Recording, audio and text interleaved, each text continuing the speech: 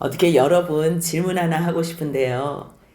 이 세상의 모든 부귀영화 다 누리면서 굳이 하나님 찾지 않고도 사는 인생이 복되다고 생각하세요? 아니면 부족하고 연약하고 환난 가운데 시험 가운데 있어도 날마다 주님을 의지하는 가운데 주님이 동행하심으로 인해서 이 모든 일들을 넉넉히 충분히 이기는 삶이 행복한 삶이라고 생각하세요? 2번이요. 우리 어린이들이 어떻게 2번이라고 대답을 해요. 맞아요. 오늘 하나님만 의지하는 삶이 얼마나 복된 삶인지, 그것으로 말미암아 위로받는 삶이 가장 기쁜 삶이고 행복한 삶이라는 말씀을 같이 고린도후서 1장으로 나누길 원합니다. 우리가 계속 지금 고린도 전서에 이어서 고린도 후서를 봐요. 고린도 전서나 고린도 후서나 바울이 고린도에 있는 하나님의 교회인데 죄악의 도시 가운데 세워진 교회예요. 그 교회 편지를 할 때요, 자기의 생각대로 한 편지가 아니라 그랬어요. 하나님의 뜻을 따르고 그리스도의 예수의 사도로 부르심을 받아서 너희에게 평강과 은혜를 축복하며 기도하는 마음으로 내가 이 편지를 쓴다는 거예요. 우리가 지난 시간에도 봤지만 성경에 나타난 고린도 전서를 쓰기 전에 첫 번째 편지, 알려지지 않은 편지가 있어요. 그 편지는 AD 54년쯤에 썼어요. 그 편지를 쓰고서 바울이 에베소에서 선교사역, 전도사역을 하고 있는데 글로에지 편에 고린도 교회에 여러 가지 문제가 있다는 소식을 듣게 된 거예요. 그래서 먼저 고린도 전서를 써서 편지를 보낸 거예요. 디모데를 먼저 보내고 고린도 전서를 보냈는데 디모데를 잘 맞이해 달라고 업신여기지 말라 그랬는데도 불구하고 디모데도 업신여길 뿐만 아니라 고린도 전서 그 두 번째 편지를 받은 교회 성도들의 마음이 굉장히 불편한 상황인 거예요. 그곳에 이미 벌써 유대에서 파송된, 유대에서 전해온 거짓 교사들이, 선지자들이 그곳에서 율법을 강조하고 바울은 거짓 교사다, 거짓 사도다, 바울의 사도권을 의심하는 일이 있었던 거예요. 그래서 바울은 여러 가지 생각이, 고린도에 방문했다가 마게도냐에 방문해서 다시 고린도로 갔다가 유대, 예루살렘에 헌금을 보내줘야 되겠다. 첫 번째 편지에는 그렇게 썼지만 고린도 전서에는 글로의 지편에 여러 가지 이야기도 듣고, 그래서 바울이 생각하기를 고린도는 잠깐 머무르면 안 되겠다. 오순절을 지나고 나서 좀 겨울을 길게 보내면서 고린도 교회 성도들을 말씀으로 세워야 되겠다. 그렇게 전한 거예요. 그러니까 첫 번째 자기의 계획과는 조금 바뀌었지요. 무엇 때문에 바뀌었어요? 그들의 지금 상황과 형편 때문에 계획을 바꾼 것 뿐이에요. 그런데 갑자기 또 가게 된 거예요. 왜요? 지금 거짓 사도로 말미암아 고린도 교회가 굉장히 위기를 당면한 것을 또 알게 된 거예요. 그러니 소식 없이 갑자기 방문을 했지요. 그것이 우리가 지난 시간에 봤던 근심의 방문, 2차 방문이에요. 거짓 사도들이 그곳에서 아주 자기들이 대단한 것처럼 율법을 가르치고 말씀을 가르치고 사람들을 혼미케 하고 선동하고 불협화음 나게 하고 그 모든 것을 보면서 지금은 내가 이들에게 가르치건 가치 있건 의미가 없다. 그래서 바로 돌아와요. 돌아오고 나서 쓴 편지가 눈물의 편지, 디도를 통해서 보냈어요. 그리고 나서 드로아에서 만나자 디도하고 약속을 했는데 못 만났어요, 거기서. 그래서 드로아에 전도의 문, 복음의 문이 활짝 열린 것을 알고서도 그곳에서 복음을 전하지를 못했어요. 근데 바울은 어떠한 상황과 어떠한 형편에서도 복음을 안 전한 적은 없어요. 2차 선교에서 어려운 박해를 당하고 2차 선교에서도 빌립보 감옥에, 정말 지하 감옥에 갇히면서도 또 3차 선교할 때 에베소에서 혹독한 일을 당해도요, 복음을 멈추고 전도의 문이 열렸는데도 복음을 안 전한 적은 없어요. 자기가 환난을 당하고 어려움이 있어도 그 환난 가운데서 끝까지 복음을 전하고 잠깐 그 자리를 피한 적은 있어도 복음의 문이 열려 있는데도 불구하고 그곳을 떠났다? 이런 일은 없었던 거예요. 근데 왜 그랬어요? 지금 고린도의 교회 성도들, 고린도 교회 성도들의 소식이 너무 궁금한데 그들이 지금 형편이 어떤지, 눈물로 쓴 편지를 보낸 후에 그들이 정말 바울을 다시 받아들였는지 안 받아들였는지, 만약에 받아들이지 않는다면 너무 낙심이 되는 거지. 전도를 해서는 뭐해? 그렇게 1년 6개월이나 같이 동거동락하면서 말씀으로 세우면 뭐예요? 거짓 사도들이 그들에게 율법을 가르치고 오직 예수 그리스도의 의로만 우리가 구원받는다는 이 복음을 가르쳐야 되는데 율법도 필요하고 복음도 필요하고 예수도 믿고 너희 행하는 삶도 살아야 되고 아니라는 거예요.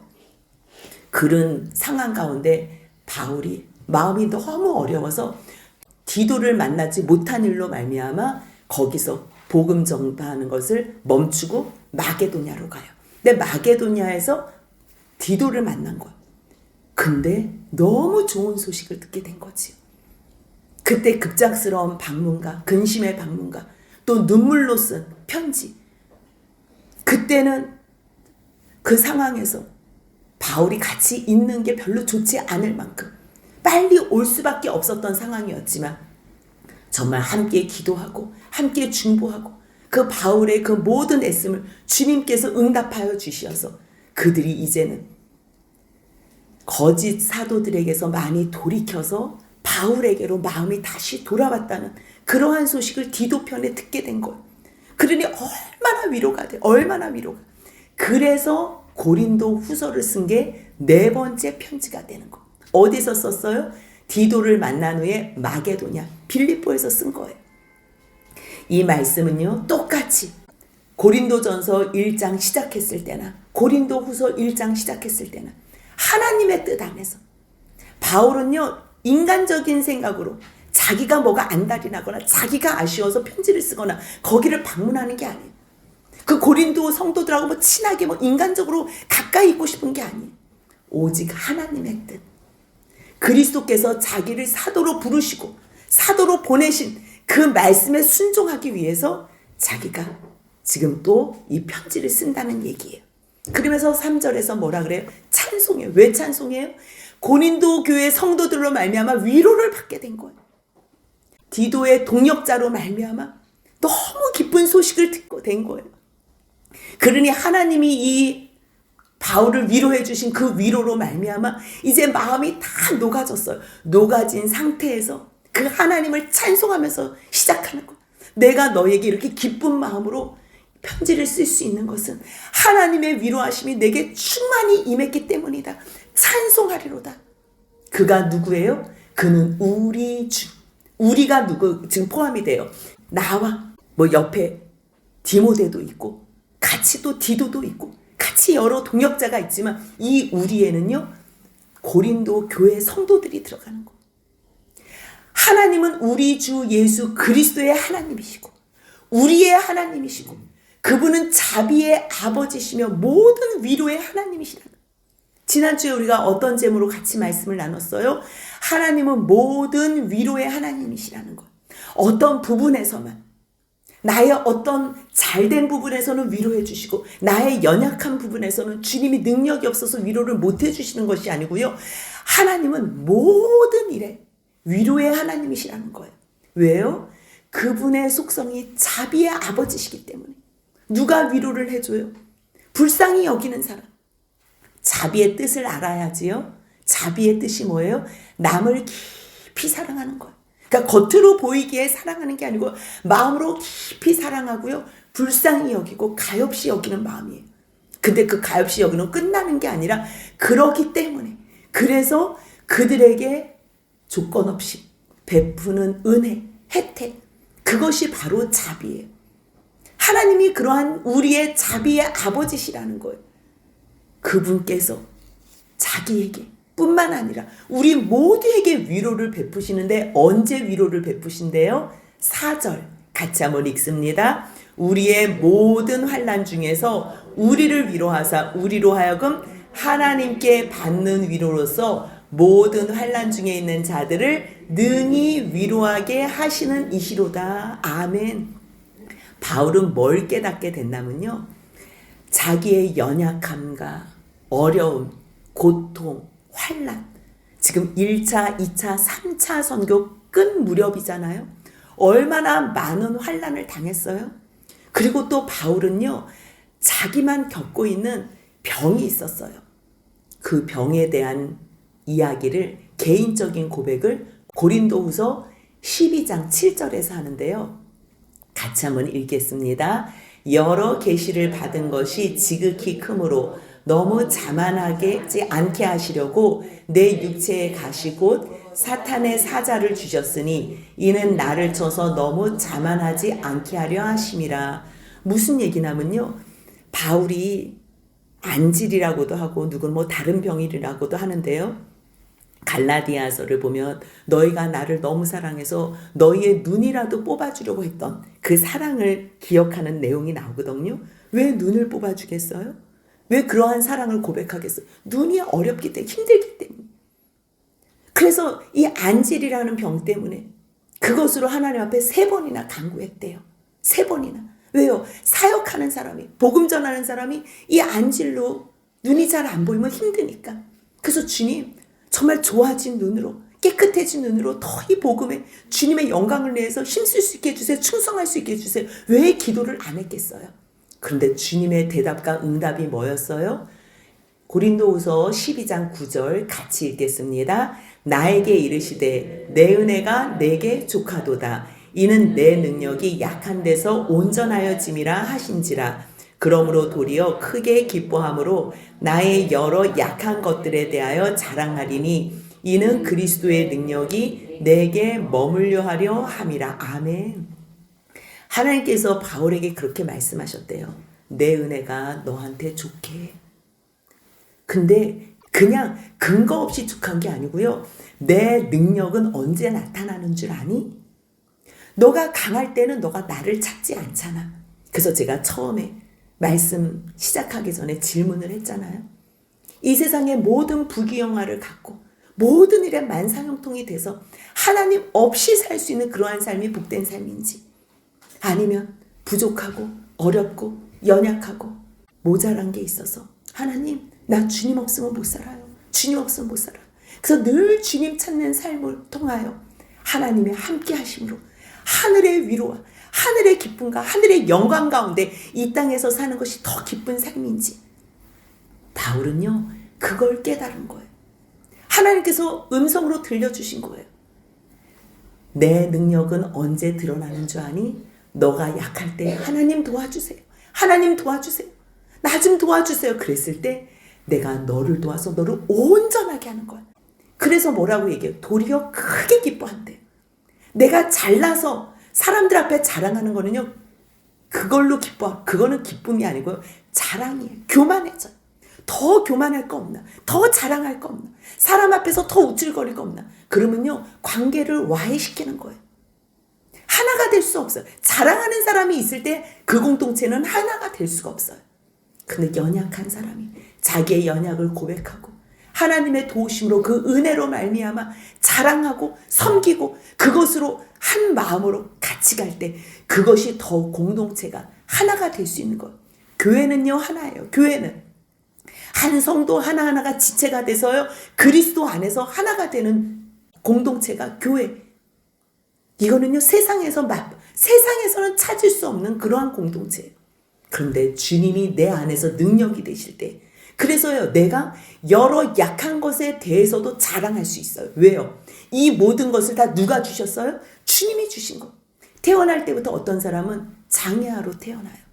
어떤 사람은 키가 작아요. 커질 수가 없어요. 어떤 사람은 태어날 때부터 못생겼어요. 어떤 사람은 너무 가난한 집에서 태어나. 어떤 사람은 머리 알그 자체가 정말 너무 낮아요. 그러면 그 사람은 태어날 때부터 저주받았어요? 세상 사람들은 그 사람들을 불쌍하다 생각하고 왜 저런 사람들은 저렇게 태어났지? 저주받았다고 생각해. 아니에요. 그가 연약했을 때 자기 혼자 살지 못하기 때문에 누구를 찾아요? 하나님을 찾게 돼 있어요. 모든 세상의 사람들은 이 하나님께서 하나님께서 이 피조 세계에 하나님을 찾을 만한 것, 하나님을 알 만한 것, 하나님을 부르짖을 만한 그 모든 요인과 요소를 새겨 놓으셨어요. 이 육체에도, 이 세상 만물에도. 그래서 하나님을 찾으면 되는 거예요. 세상 사람들은 보여지는 것으로, 물질로, 또 배운 것으로, 지식으로 다 보여지는 것으로 평가하고 뭐 그 사람을 뭐 인정해주고 하지만요, 하나님은 그걸로 인정해주지 않아요. 너가 나를 얼마나 의지하고 사랑하니, 너가 얼마나 나를 신뢰하니. 그럼 우리는 그렇게 생각해. 하나님이 뭔데? 하나님이 뭔데 우리가 하나님을 의지해야 되고 하나님을 꼭 신뢰해야 돼요? 하나님이 누구세요? 이 세상의 주인이세요. 이 세상을 창조하셨어요. 그리고 이 세상의 모든 죄인들을 구원하셨어요. 하나님께서 이 세상을 창조하시지도 않고 구원하시지도 않고 우리에게 아무것도 해주시지 않았다면 우리는 하나님과 상관 있을 필요가 없어요. 근데 하나님이 이 세상을 창조하셨다니까. 왜요? 우리를 사랑하셔서 우리 보고 이 세상에 마음껏 행복하게 살라고, 이 세상에서 하나님 찾고 하나님 의지하고 하나님께 도와달라고 부르짖으면서 살면 내가 너희 아빠 아버지가 돼서 이 땅에서뿐만 아니라 영원한 천국까지 인도해 주시겠다고. 그래서 너희가 살 곳은 이 땅이 아니라 이 땅에서는 너희의 역할극만 잘 감당하면 돼. 이 세상에 왜 태어났어요? 엄마 아빠가 결혼해서 태어났어요? 아니에요. 하나님께서 나를 이 땅에 놓게 하기 위해서, 이 세상에 세우게 하기 위해서, 태어나게 하기 위해서 엄마 아빠를 결혼시킨 거예요. 엄마 아빠가 나 때문에 희생하는 거라니까요. 엄마 아빠가 만나서 내가 이 세상에 태어나서 희생하는 게 아니고요. 그럼 생각 자체가 바뀌어요. 우리들은요, 엄마 아빠가 만나서 왜 나를 낳았어? 내가 왜 이 세상에 이렇게 힘들게 살아야 돼? 그렇게 생각하면요, 모든 게 다 불평이에요. 모든 게 다 원망이고 모든 게 다 유세스러워요. 뭘 해도 감사가 없어요. 그런 사람이 보이지 않는 하나님에게 감사를 하겠어요? 절대 감사할 수 없지. 하나님께서 나를 이 땅에 하나님의 자녀로 영원히 교제하기 위해서 태어나게 하시려고 우리 엄마 아빠를 만나게 하셨구나. 그렇게 해서 거슬러 올라가 보세요. 이 세상이 달라 보인다니까요. 결국은 이 세상을 누구를 위해서 창조하신 거예요? 나를 위해서. 여러분들 한 사람 한 사람을 위해서 창조하신 거예요. 그것을 깨달아 알 때 내가 약해도 상관없어요. 왜요? 약하면 누구 찾으라고 하나님께서 약하게 만들어주신 거예요? 하나님 찾으라고. 나의 여러 약한 것들에 대해서 이제 자랑할 수 있는 거예요. 세상 사람들은요, 자기의 약함은 숨기고 자기의 잘하는 것만 드러내요. 그거는요, 지혜가 부족한 거예요. 하나님께서 어떤 방법으로 이 세상을 이끌어 가는지 모르는 거예요. 우리가 고린도전서에서 배웠잖아요. 지식 있는 자, 학벌 있는 자, 문벌 있는 자들을 부끄럽게 하기 위해서 하나님께서는 가장 천하고 낮고 부족한 우리 같은 자들을 주님께서 세상이 알 수도 없고 배워서 깨달을 수도 없는 하늘의 비밀을 성령으로 말미암아 깨닫게 하신다고.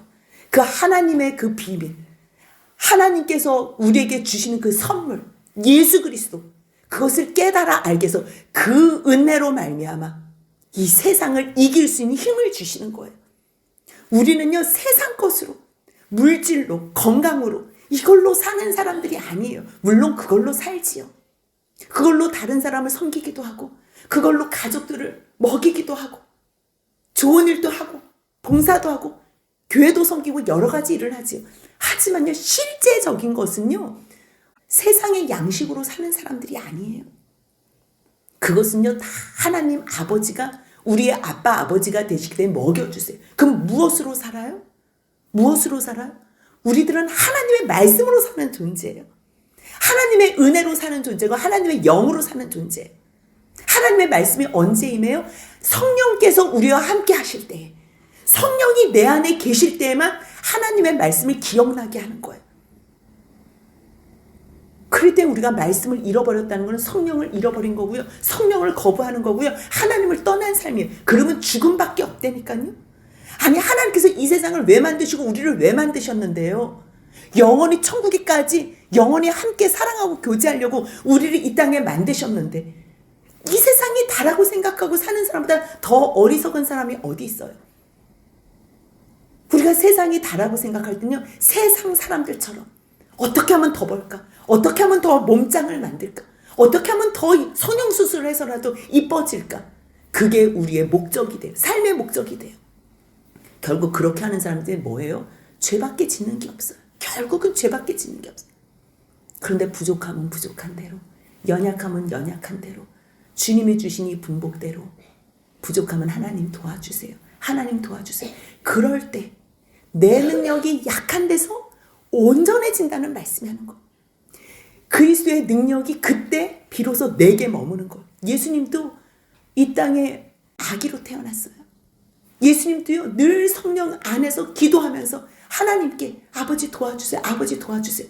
그럴 때 성령께서 늘 함께 하심으로 말미암아 온전케 되고 죽으시기까지 순종하심도 성령님의 도와주심으로 능히 감당할 수 있었던 거예요. 그렇다면 그 능히 감당할 수 있는 그리스도의 온전함이 우리에게 오려면 어떻게 해야 돼요? 우리도 주님을 의지해야지. 우리가 약할 때, 부족할 때, 그때 주님을 의지하게 되면 고린도후서 12장 10절 같이 있습니다. 그러므로 내가 그리스도를 위하여 약한 것들과 능욕과 궁핍과 박해와 공고를 기뻐하노니 이는 내가 약한 그때의 강함이라. 아멘. 똑같아요. 내가 그리스도를 위하여 지금 고난을 받는 거예요. 예수님 때문에 고난을 받으면요, 그때 내가 약한 그때에 강해지는 거예요. 마찬가지. 고린도후서 1장 4절도 마찬가지 말씀이에요. 왜 우리가 모든 환난 중에서 위로를 받아요? 누구를 위해서 지금 고난을 받기 때문에? 그리스도를 위해서. 그리스도의 고난을 우리가 받기 때문에 우리에게 위로가 넘치는 거예요. 만약에 그리스도를 위한 고난이 아니라 내가 잘못해서 내 죄로 말미암는 고난이라면요, 그것은 위로함이 아니라 회개를 해야지만 주님이 용서해 주시는 위로가 있어요. 죄를 지었는데 주님이 죄 가운데 있는데도 위로해 주시는 일은 없어요. 제가 경험해 봤는데요, 죄 짓는 가운데서는 절대 위로 없어요. 그때는 죽을 것 같아요. 고통 가운데. 그럼 언제 위로가 있어요? 회개하면. 그 다음부터 주님께서 품어주세요. 근데 내 죄 때문에 당하는 고난이 아니라, 아니면 내가 세상에서 뭔가 인정받기 위해서 열심을 내기 위해서 받는 고난이 아니라 예수 그리스도를 위해서 받는 고난이라면요, 반드시 그 환난 가운데 주님께서 위로해 주신 그 위로로 말미암아 내가 옆에 있는 성도들을 또 위로해 줄 수 있다는 말씀이에요. 그 말씀이 1장 4절에 같이 읽습니다. 우리의 모든 환난 중에서 우리를 위로하사 우리로 하여금 하나님께 받는 위로로서 모든 환난 중에 있는 자들을 능히 위로하게 하시는 이시로다. 아멘. 위로. 여기 뭐 10번 또는 이렇게 엄청나게 위로라는 단어가 많이 나와요. 이 단어가요, 파라클레세우스라는 단어예요. 그런데 이 단어의 원형이 파라클레시스인데요. 그 뜻은 곁에서 부름, 곁에서 도와줌, 곁에서 돕는. 파라클레토스, 성령이라는 단어가 파라클레토스잖아요. 곁에서 위로해 주심. 무슨 말이냐면요, 하나님은 우리를 능히 위로해 주시는데요, 그것을 담당하신다는 게 아니에요. 물론 예수님이 십자가에서 우리의 모든 죄를 다 담당해 지셨어요. 우리 죄 싹슨 사망인데 예수님이 그 모든 죄의 짐은 담당하셨어요. 그런데 우리가 예수님을 위해서, 그리스도를 위해서 고난받잖아요. 그것으로 말미암아 환난을 당하잖아요. 그럴 때 받는 고난과 환난은 주님이 대신 져주시는 게 아니라 우리로 그 환난 가운데서 능히 이길 수 있도록, 잘 견딜 수 있도록 옆에서 도와주시는 역할을 해요. 여러분들은 어떤 엄마가, 어떤 아빠가 좋은 엄마 아빠예요? 애들을 하나부터 10개까지, 1살부터 30살까지 계속 먹여주고 씻겨주고 입혀주고, 그런 엄마가 좋은 엄마예요? 아니에요. 어렸을 때 할 줄 몰랐을 때는 닦아주기도 하고 씻어주기도 하고 입혀주기도 하고 먹여주기도 하지만요, 혼자 할 수 있는 나이가 되면 혼자 할 수 있어야 돼요. 그렇게 할 수 있도록 도와주는 부모가 진짜 좋은 부모예요. 30살이 됐는데도, 혼자 모든 것을 다 할 수 있는데도 계속 엄마 밥 먹여줘. 엄마 나 이거 해주세요. 엄마 나 저거 해주세요. 그 엄마 돌아가신다면 어떻게 살라고요? 만들어줘야지요. 장성한 자의 분량까지 세워져야지. 그렇게 잘 키워주는 부모가 진정한 부모예요. 성령님도 마찬가지. 하나님께서 우리의 모든 것을 대신해주고 너희는 그냥 계속 죄만 지어라. 그렇게 하시는 게 아니에요. 우리를 점도 없고 흠도 없이 그리스도의 장성한 분량까지 만들어내세요. 어디에서요? 이 땅에서. 이 땅에서. 무엇을 통해서요? 환난을 통해서, 고난을 통해서. 능히 이길 수 있도록. 이것이요, 세상 사람들이 싸움에서 이기거나 뭐 재력으로 이기거나 힘으로 이런 게 아니고요. 사랑으로, 인내로 잘 견디면서 주님 닮은 자녀로 이길 수 있도록 그렇게 능히 위로해 주시고 도와주시는 분이 성령 하나님이시라는 걸 알게 되고 우리의 위로의 영원한 하나님 아버지라는 걸 알게 된 거예요. 그래서요, 죄 때문에 당하는 고난 말고요, 무엇인가 세상에 자기 욕심을 위해서 이루기 위해서 당하는 고난 말고요, 1장 5절 같이 있습니다. 그리스도의 고난이 우리에게 넘친 것 같이 우리가 받는 위로도 그리스도로 말미암아 넘치는도다. 예, 그리스도의 고난이라는 뜻이 뭐예요? 그리스도가 하나님을 위해서, 하나님 아버지를 위해서 당하신 고난, 그리고 그리스도께서 걸어가신 그 십자가의 고난, 우리를 구원하기 위해서 십자가에 걸어가신 고난. 그렇다면 우리도 그 예수님의 발자취를 따라서 옆에 있는 형제들을 끝까지 구원으로 인도하기 위해서 걸어가는 그 십자가의 고난, 그것은 누가 위로해 주신다는 거예요? 성령 하나님께서 우리를 위로해 주신다는 거예요. 그래서 그 받은 위로로요, 충분하대요. 그리스도로 말미암아 넘친대요. 우리가 웬만하면 참 어려운 일이 있을 때 감당하기가 어려워요. 근데 오늘 새벽에 권사님께서 자기는 그 어려운 시간을 욥기를 통해서 이겨냈고 이사야 53장의 말씀을 읽으면서 이겨냈다는 말씀을 하셨어요. 그런 거예요. 어떻게 우리가 이겨낼 수 있나? 세상 사람들을 봐서는 절대 이겨낼 수가 없어요. 그런데 예수님께서, 그 거룩하신 예수님께서 이 땅에 오셔서, 우리는 죄라도 짓지요. 우리는 죄를 지었기 때문에 우리가 당하는 고난은요, 어떨 때는 너 당해야 돼, 너는 좀 더 당해야 돼, 이런 생각이 나 자신할 때도 들을 때가 있어요. 근데 예수님은요, 죄가 없으세요. 그분은 하나님 앞에서 온전하셨어요. 100% 순종만 하셨어요. 근데 그분께서 나와 이 인류를 구원하시기 위해서 십자가에 죽으셨다는 그 은혜를 깨달아 알 때는요, 우리 같은 사람이 이 고난을 당하는 거는 넉넉히 당해도 된다는 생각이 있는 거예요. 그럴 때 비로소 우리가 그 위로 안에서 이 모든 환난과 고난을 넉넉히 이길 수 있노라, 이렇게 고백하는 거예요. 그래서 우리가 받은 위로도 그리스도로 말미암아 넘치는 거, 차고 넘치는 거. 욥의 고난과 욥의 마지막에 그 주님께서 인도해 주시는 그 아름다운 인도하심으로도 우리가 위로를 받지만, 예수님, 우리는 이해할 수 없어. 세상에는 인과응보가 있잖아요. 근데 우리는 이 예수 안에서는요, 저주 같은데 그게 복이에요. 가난한데 부해요. 부족한데 온전해요. 이건 꼭 거짓말 같아요. 거짓말 같은데 이건 진실이에요. 12절부터는요, 우리가 오늘 12절 뭐 다 볼 수는 없는데요, 거기에는 바울 사도가 첫 번째 고린도를 방문할 것을 이렇게 변경을 하잖아요. 그 변경한 걸로 말미암아 왜 말을 이랬다 저랬다 하냐, 뭐 이렇게 얘기를 하는 거예요. 이랬다 저랬다 하는 게 아니고요, 이것이 좋을 때는 이것으로 하나님 앞에서 예 하는 거고, 이제 너희의 상황이 그때의 상황하고는 변했어. 변했을 때는 다른 것으로 또 늘 주님 앞에서 예 하는 거지. 하나님께서 이렇게 말씀하시는데 아니요, 이렇게 가는 거는 아니야. 즉 그 얘기를 하는 거예요. 예수 그리스도는 늘 하나님 앞에서 예만 있었어요. 예. 이해 안 가는 일에도 예 했을 때 그 십자가의 저주가 최고의 영광이 된다는 거. 왜 영광이 돼요? 예수 안에서 모든 인류들, 예수님을 믿는 사람들, 예수 안에서 그 사람들을 모두 구원할 수 있는 그 영광이 십자가에서 나타나기 때문에. 그렇기 때문에 그리스도의 고난이 우리에게 넘쳤어. 우리도 다른 사람들을 구원하기 위해서 우리가 이 고난에 참여해.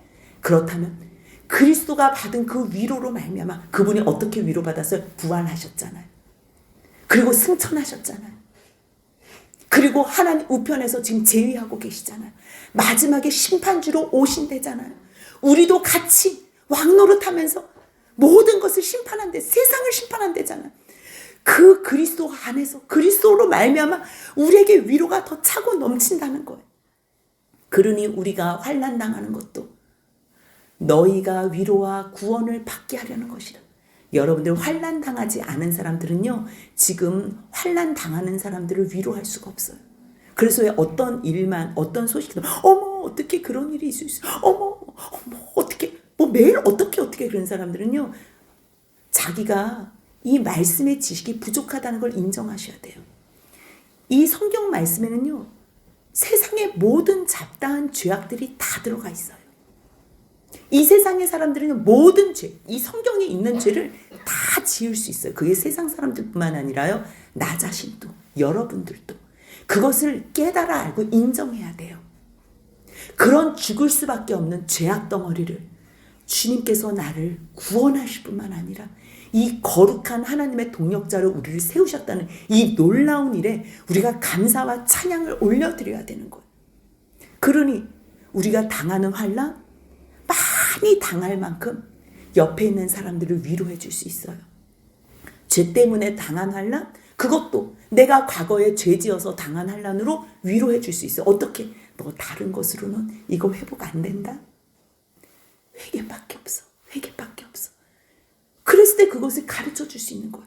예수 그리스도로 말미암아 받는 고난, 환난, 그것으로도 하나님은 선하셔. 이것만 통과해봐라. 그러면 너는 이것에서 완전히 빠져나와서 이제 다음 관문으로 들어갈 수 있어. 그리고 또 다음 관문 통과하잖아. 그러면 어느새 그리스도의 장성한 분량까지 이르게 된다. 이거에 대해서 확신을 줄 수가 있어요. 왜요? 내가 걸어온 길이기 때문에. 지금 어느 위치에 있는지 보면 아는 거예요. 근데 내가 죄로 말미암아 고통당했을 때 회개해 본 적도 없어. 내가 주님을 위해서 고난을 당해본 적도 없어.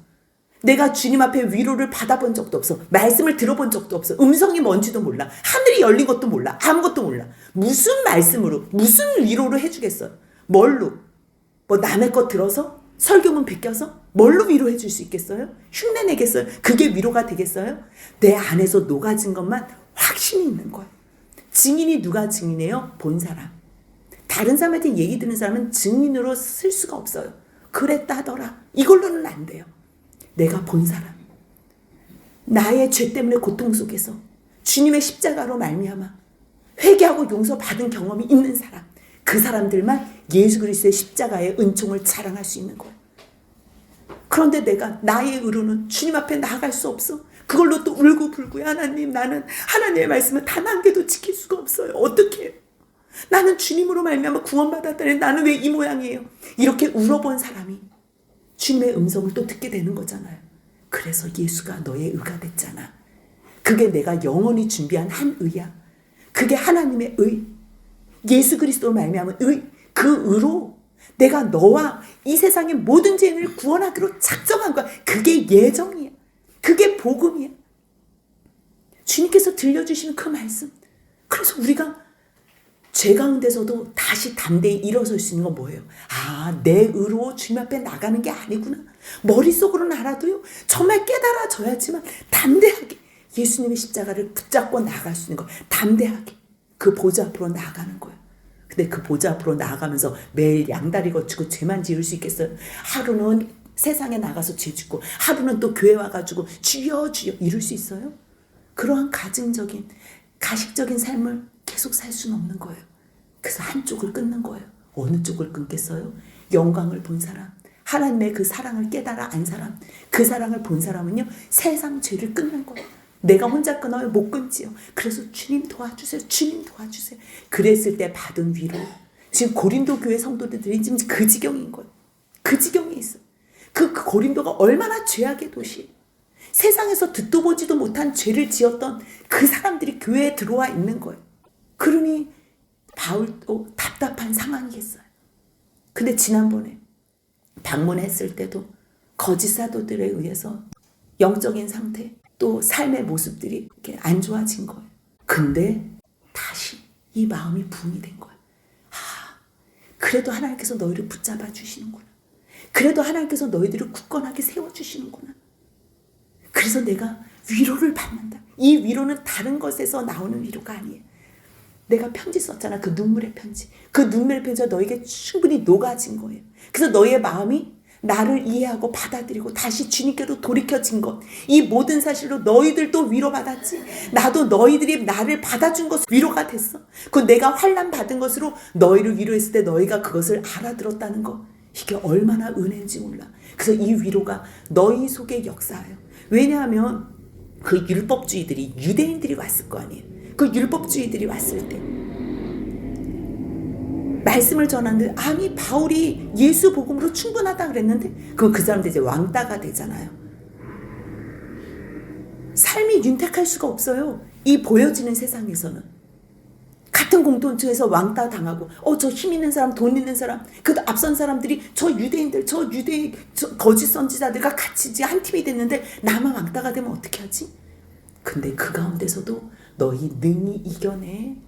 이 위로가 너희 속에도 역사해서 우리가 받는 이 위로처럼 우리가 받는 것 같은 고난을 너희가 잘 견디면 좋겠어. 이 위로를 받아서.